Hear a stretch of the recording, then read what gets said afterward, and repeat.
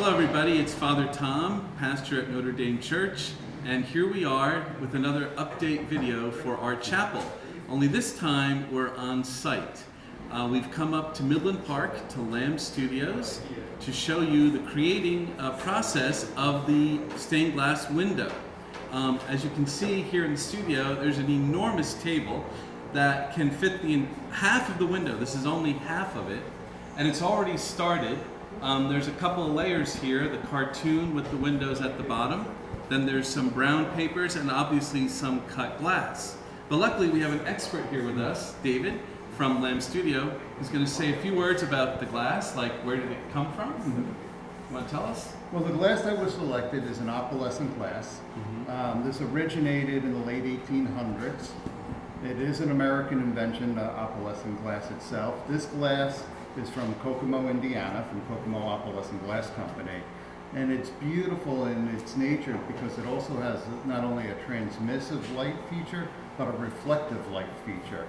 So you can see it here on the table that it is reflective of all the colors, but also when you actually hold it up to the light itself, you can actually see the light transmit and close itself. So it gives a lot of different elements to it and just brings the whole entire window, a depth to it, and it also makes it almost feel alive when the sun hits it. All right. It gives it a sense of movement, right? Correct. Now, you were talking before about the brown pieces that are cut out. How does that work? Well, what happens once we have a sketch, we move to a full-size cartoon. The full-size cartoon is then made into a pattern, almost like dressmaking, where you cut out patterns for each piece of glass. Then this pattern can be laid down on the glass and allows the artist to actually cut the shape. And once it's cut to shape, we lay it back down. But before we do that, you'll see numbers on here. We have actually numbered each pattern so we know which color of glass goes in which area. Gotcha.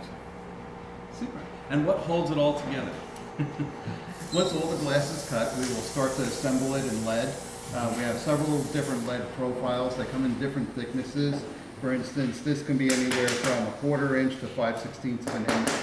And we go in between each division. Right. We have a wider profile. This could be anywhere from 1/2 to 5/8 of an inch. It would be for bigger areas. And then for borders, we may have on this one anywhere from 3/4 of an inch border on it.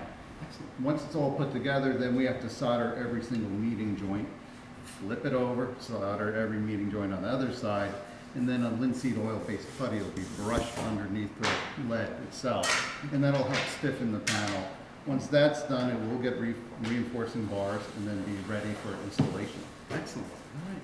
And all handmade by your artisans, right, here at the studio? All handmade and here. And the glass made in America as well, right? Exactly. All right. I'm sure that people will be glad to hear that too. Yes. All right. Well, thank you, David. We're going to go take a look at Tony and talk about the design in another minute.